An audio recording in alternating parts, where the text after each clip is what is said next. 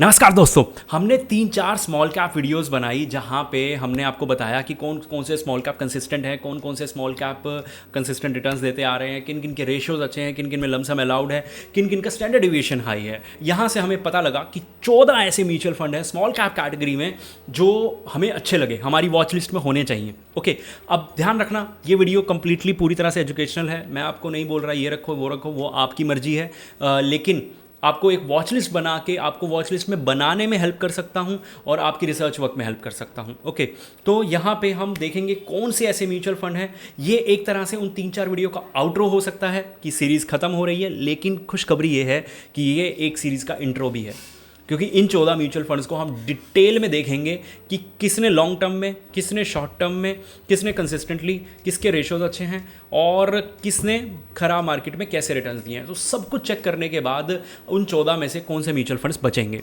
Okay, ये आने वाले आपको 1 महीने 1.5 महीने के अंदर धीरे धीरे वीडियोस मिलती रहेंगी और ये सीरीज़ कंप्लीट होती रहेगी। तो उसके लिए ज़रूरी है आप चैनल को सब्सक्राइब कर लो। अब वीडियो के अंदर चलते हैं, ज़्यादा टाइम नहीं लूँगा आपका। तो यहाँ पे सबसे पहले अगर मैं बात करूँ, बंधन small cap, SBI small cap, hopefully आपको दिख रहे होंगे, ज़्यादा छोटा नहीं है, निप्पॉन स्मॉल कैप और इन्वेस्को स्मॉल कैप, ये 4 म्यूचुअल फंड हैं। और लगातार कितने कंसिस्टेंट रहे हैं ये? सबसे पहले 5 में से 3 साल रिटर्न्स देता हुआ आया है बंधन।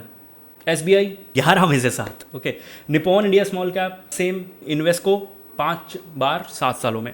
तो ये हो गए हमारे पास 4 म्यूचुअल फंड जिसकी हम बनाएंगे पहली वीडियो और वो ही जल्दी आपको चैनल पे मिल जाएगी। अब जिन लोगों को लगता है कि यार कौन इतनी रिसर्च करे, ये एक्सेल शीट मैंने बाय द वे खुद बना रखी है, हेल्प ली है हमने वैल्यू रिसर्च की, मनी कंट्रोल की, एक और वेबसाइट है कैफे म्यूचुअल, इन वेबसाइट्स की हेल्प लेके हमने खुद ये शीट बनाई है और उसको वेरीफाई किया है डेटा के साथ जो इनकी ऑफिशियल वेबसाइट्स पे होते हैं। मुझे पता है बहुत ज़्यादा टाइम लगता है, लेकिन होपफुली आप समझ गए होंगे।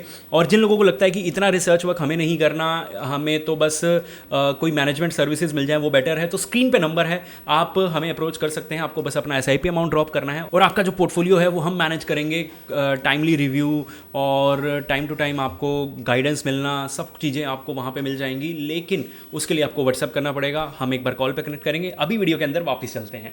अब यहाँ पे आगे 3 म्यूचुअल फंड और दिख रहे हैं मुझे, मोतीलाल ओसवाल, बड़ौदा, टाटा स्मॉल कैप। इन्होंने शुरू के जो ऊपर वाले म्यूचुअल फंड हैं वो उनको टाइम कम हुआ है, मोतीलाल और बड़ौदा को, तो अभी के लिए लिस्ट में इनको रखता हूँ और टाटा स्मॉल कैप को भी मैं लिस्ट में रखता हूँ। तो 3 ये म्यूचुअल फंड हो गए टाटा। और ये एक म्यूचुअल फंड देखो, 5 में से 5 साल, कोई भी ऐसा साल नहीं है जिसने कैटेगरी एवरेज को बीट ना किया हो। एडलविस, DSP साथ में है, सेम निप्पॉन और SBI को टक्कर दे रहा है, ठीक है।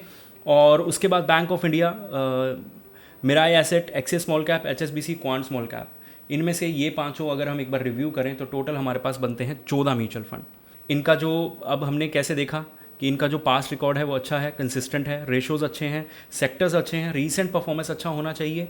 और अगर हम इसको लमसम के लिए लेना चाहते हैं तो अब आगे वाली 3 वीडियो हमें क्या बताएंगी कि कौन से फंड लमसम के लिए हमारे लिए बेटर हो सकते हैं। मैं सिर्फ वॉच लिस्ट बना के दे सकता हूँ या फिर सिर्फ और सिर्फ आपको वॉच लिस्ट बनाने में हेल्प कर सकता हूँ। कंप्लीटली एजुकेशनल कंटेंट है।